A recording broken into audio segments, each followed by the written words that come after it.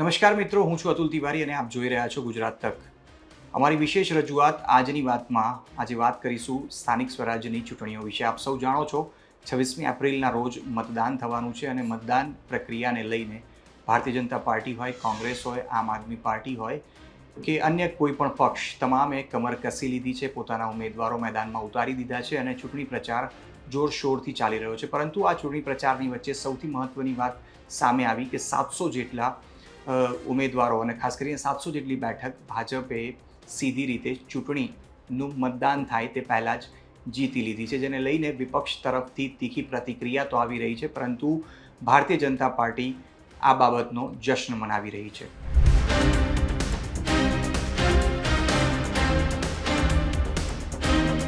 તો મિત્રો, ભારતીય જનતા પાર્ટી તરફથી ભારતીય જનતા પાર્ટીના પ્રદેશ પ્રમુખ જગદીશભાઈ વિશ્વકર્માએ 700 જેટલી સીટો ઉપર તેમના ઉમેદવાર બિનહરીફ જાહેર થયા તે અંગેની જાહેરાત કરી છે અને આ જાહેરાત કરતાની સાથે જ તેઓએ ભારતીય જનતા પાર્ટીના કામોની પ્રશંસા કરી છે અને સ્પષ્ટ રીતે કહ્યું છે કે તેમના જે બિનહરીફ ઉમેદવારો વિજેતા જાહેર થયા છે તેના કારણે ભારતીય જનતા પાર્ટી અને તેમના ઉપર લોકોનો પણ જે વિશ્વાસ છે આગામી સમયમાં વધુ બેઠકો સાથે તેઓ જીતશે. કારણ કે વિશ્વકર્માજી જ્યારથી પણ ભારતીય જનતા પાર્ટીના અધ્યક્ષ બન્યા છે ત્યારબાદ આ પ્રથમ સ્થાનિક સ્વરાજની ચૂંટણી છે તેમના નેતૃત્વ હેઠળ. જ્યારે ભારતીય જનતા પાર્ટી ગુજરાતમાં લડી રહી છે ત્યારે આ પહેલાં જ્યારે CR પાટીલ હતા ત્યારે વર્ષ 2001માં લગભગ અંદાજે 300 જેટલી બેઠકો બિનહરીફ થઈ હતી. લગભગ આંકડો 200 થી 300ની વચ્ચેનો છે, પરંતુ આ એક મોટો રેકોર્ડ, કારણ કે 700 જેટલી બેઠકો ચૂંટણી લડાય તે પહેલાં જ ભારતીય જનતા પાર્ટીના જે ઉમેદવારો છે તે બિનહરીફ થઈ ચૂક્યા છે.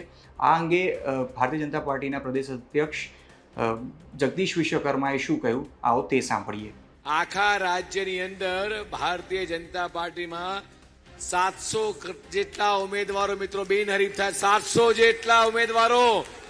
26 તારીખની વાત છે, વિજયની વાત છે. પહેલા જ ભારતીય જનતા પાર્ટીના ઇતિહાસમાં પહેલી વખત ગુજરાતના ઇતિહાસમાં 700 જેટલા ઉમેદવારો બિનહરીફ ચૂંટાયા છે મિત્રો. આ જ બતાવે છે કે ગુજરાતની 6.5 કરોડ જનતાને આ ભારતીય જનતા પાર્ટી પર કેટલો ભરોસો છે. તો મિત્રો, આપે સાંભળ્યું કે 700 જેટલા જ્યારે ઉમેદવારો ભારતીય જનતા પાર્ટીના બિનહરીફ જાહેર થઈ ચૂક્યા છે ત્યારે ભારતીય જનતા પાર્ટીમાં કેવા પ્રકારની ખુશી છે.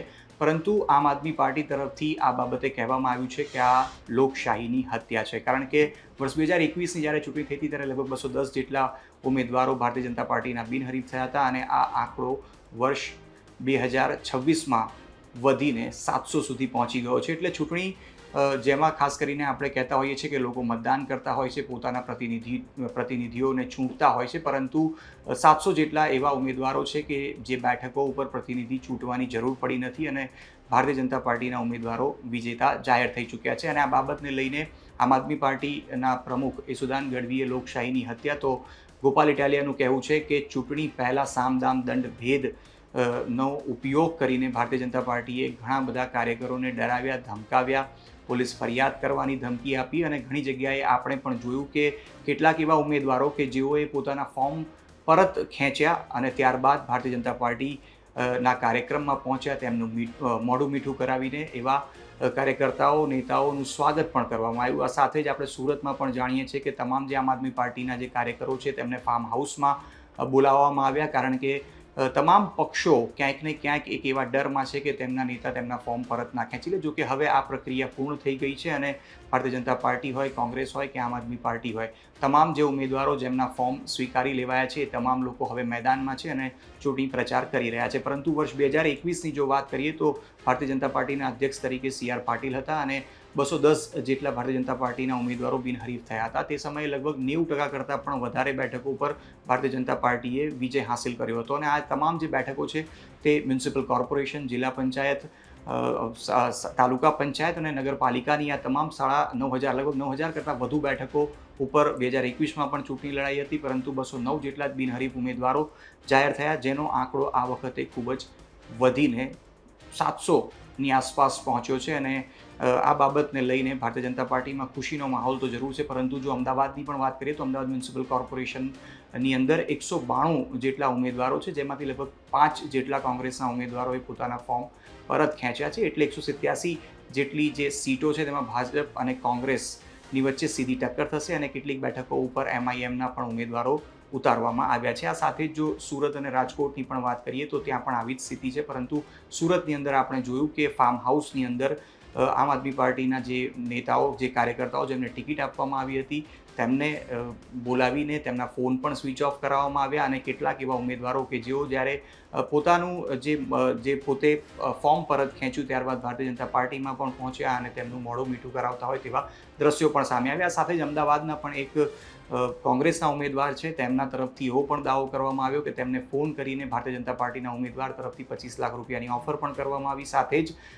તેમના અન્ય સગા સંબંધીઓ કે નજીકના જે લોકો છે તેમના મારફતે પણ તેમના ઉપર દબાણ કરવામાં આવ્યું કે તેઓ પોતાનું ફોર્મ પરત ખેંચી લે. પરંતુ લોકશાહીની અંદર મતદાન એ તમામનો અધિકાર છે અને સૌ કોઈ જ્યારે પણ ચૂંટણી થતી હોય ત્યારે પોતાના પ્રતિનિધિને ચૂંટતા હોય છે અને ખાસ કરીને આ મ્યુનિસિપલ કોર્પોરેશન, તાલુકા પંચાયત, નગરપાલિકા કે જિલ્લા પંચાયત એક પ્રથમ તબક્કાની ચૂંટણી કહી શકાય કે જ્યાં લોકો પોતાના મતાધિકારનો પ્રયોગ કરતા હોય છે. અને આ ચૂંટણીની અંદર પણ આપણે જે પ્રકારના દ્રશ્યો જોયા એ ક્યાંક ને ક્યાંક સામદામ દંડ ભેદનો ઉપયોગ કરવામાં આવ્યો હોય તેવું સ્પષ્ટ લાગી જરૂરથી રહ્યું છે. પરંતુ જ્યારે ફોર્મ પણ ભરવામાં આવ્યા હતા ત્યારે પણ કોંગ્રેસ તરફથી આક્ષેપો કરવામાં આવ્યા હતા. ચૂંટણી પંચની અંદર કેટલીક અરજીઓ પણ કરવામાં આવી હતી અને તેમના કાર્યકર્તાઓ, જે નેતાઓને તેમણે ટિકિટ આપી છે કોંગ્રેસ તરફથી, તેમને પણ ક્યાંક ને ક્યાંક ડરાવવા ધમકાવવામાં આવતા હોય તે પ્રકારનો આરોપ કોંગ્રેસ તરફથી પણ લગાવવામાં આવ્યો હતો. જોવાનું એ જ રહેશે કે જ્યારે આ તમામ આરોપો લાગ્યા છે, 700 જેટલા જે બેઠકો ઉપર બિનહરીફ ભારતીય જનતા પાર્ટીના જે નેતાઓ, જે ઉમેદવારો છે તે જ્યારે વિજેતા જાહેર થયા છે ત્યારે કેટલીક જે ફરિયાદો પણ ચૂંટણી પંચની અંદર થઈ છે તેને લઈને ભવિષ્યમાં કેવા પ્રકારના પગલાં લેવામાં આવે છે. તો આ જ પ્રકારની તમામ અન્ય ખબરો માટે જોતા રહો ગુજરાત તક.